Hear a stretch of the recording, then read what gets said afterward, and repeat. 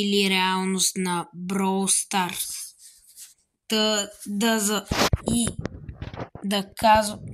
Имаме нов giveaway, понеже си взех скинът Меха Мортис. Ще го раздам на giveaway, който казах, че може да спечелите Brawl Pass скин или легендарен скин. Като легендарният скин ще бъде Меха Мортис. Времето ви изтича до 8 януари, тъй че действайте, не чакайте. И да започваме с първият мит. Първият мит е свързан с това, че Кроу се е бил с Колт и Бул, когато са били в пустинята. Кроу е видял Бул и Колт и са почнали да се бият, защото Бул не понася птици, както знаем някои от вас. Колт се е бил с Кроу се е бил с Колт и Бул и има отпечатъци върху обувките на двамата. Да отидем на първоначалния скин на Колт. Можем да видим, че в обувките си той има забити такива ножчета от Кроу. Сега ще проверим и Бул. Можем да видим, че Бул също има от тези ножчета на Кроу. Някои от вас, които знаят мита, могат да разберат, че те уж са победили Кроу, само че това им е останало забито в обувките. Втория мит гласи, че Шели е ограбвала село, в което Колт е бил шериф, и тя един от другите шерифи, така казано шерифи, мисля, че да, точно шерифи, е прострерал ръката на Шели и както можем да видим в бандита Шели, с който костюм е бил облякана тогава, няма превръзка на ръката, защото още не е бил насочен изстрела към нея. Обаче, когато идем на нормалния скин, можем да видим как и е превързана ръката. Ето, мисля, че го имаше и в други скинове. Чакай, то в други е с ръкавица. Тук обаче е с едно, на ръката. Обаче можем да видим, че даже на другата ръка няма такова. Това също води до мисълта, че точно прострерана от шериф. Да преминаваме към третият мит. Той гласи, че Франк може да сцепи от тези металните блокчета с Hypercharge и Супер. Както можем да видим, този мит е грешен. И да преминаваме към следващият мит номер 4.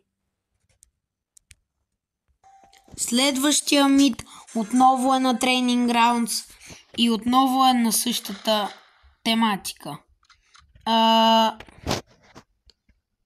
На Colt Hypercharge с Супер и гаджет може да унищожат пак металното, въпреки че съм сигурен, че този мит отново е грешен.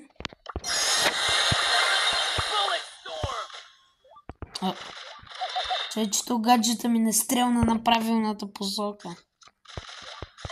Ще го направим наново.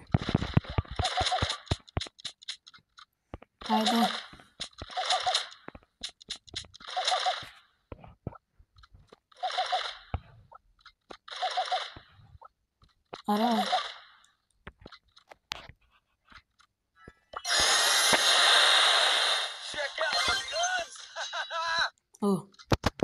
Не, нищо от това не е вярно. Да преминаваме към следващия мит. Следващия мит е за Франк отново. Мит номер 5, че когато е с Hypercharge супера му, се задържа за повече време, отколкото когато е с просто супер. Да видим. 1, 2, 3, 4, 5. Задържа се около 5 секунди. Да видим нормалното. 1, 2, 3, 4. Този път мисля, че малко... Чакай, пак ще го тестваме, за да сме напълно сигурни.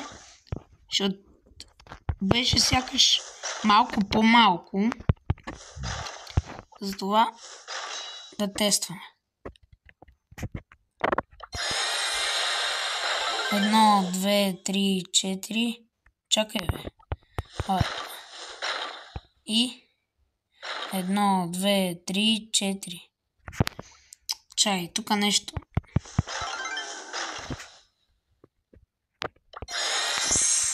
Едно, 2, 3, 4, 5. 1, 2, 3, 4. Изглежда с стотни обаче. Обаче само с стотни. Само с стотни е по-дълъг. Да преминаваме към мит номер 6. Мит номер 6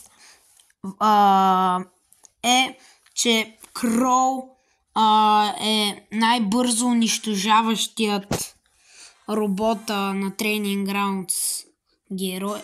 Той е Броуър. Сега ще видим. И всъщност аз съм го тествал, обаче да видите и вие колко бързо се справя Кроу с това.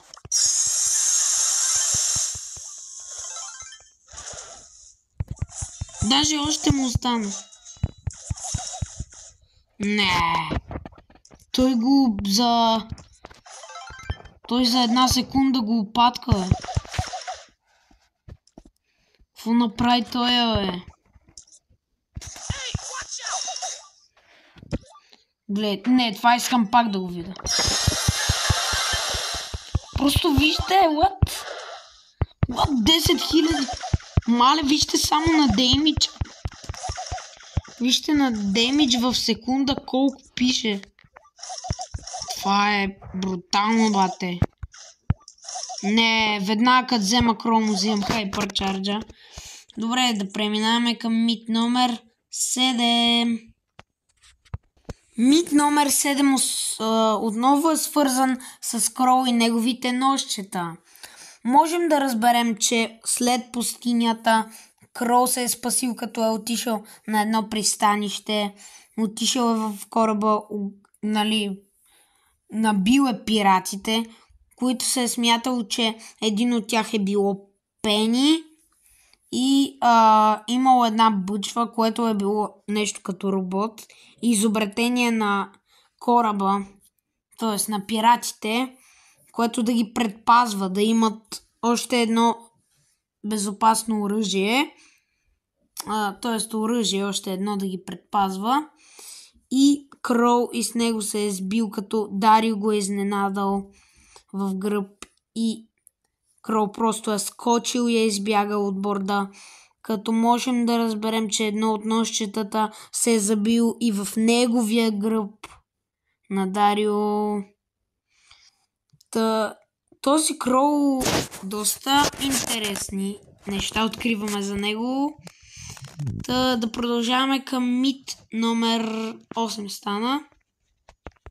Мит номер 8 е свързан с Нита, като той гласи, че Нита, понеже и нямам скина Gummy Bear Нита, и можем да разберем, че на Training Grounds Gummy Bear Нита, когато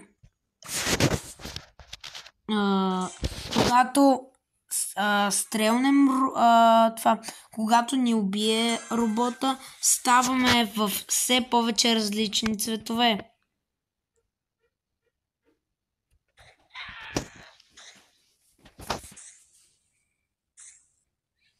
Добре, трябва да изчакаме да ни убие робота. Като това ще отнеме супер много време. Добре. Когато съм на 500, фърлям мечката. Добре. Чакам сега да се... И можем да видим, че сме червени. Та, и ако отново го направим... Чакайте. Ма то това ма хилва.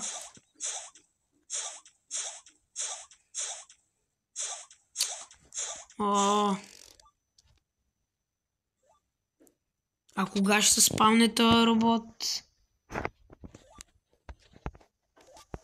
Ето, че най-накрая се... Ма не искам да ме хилва.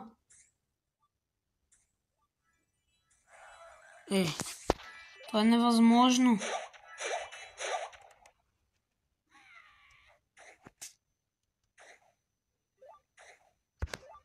Не.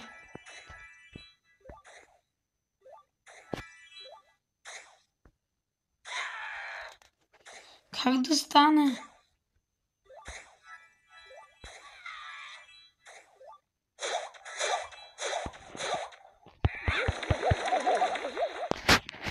Ми изглежда този мит е наполовина верен, защото смисъл няма как.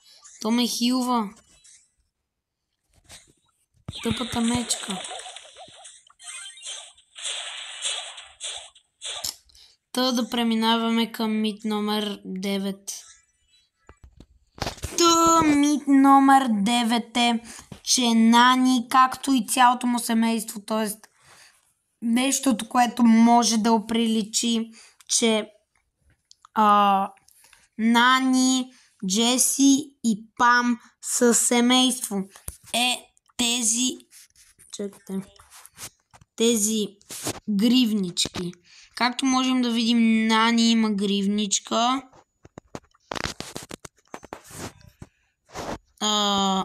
Пам няма гривничка, обаче мисля, че съм я виждал. Ето.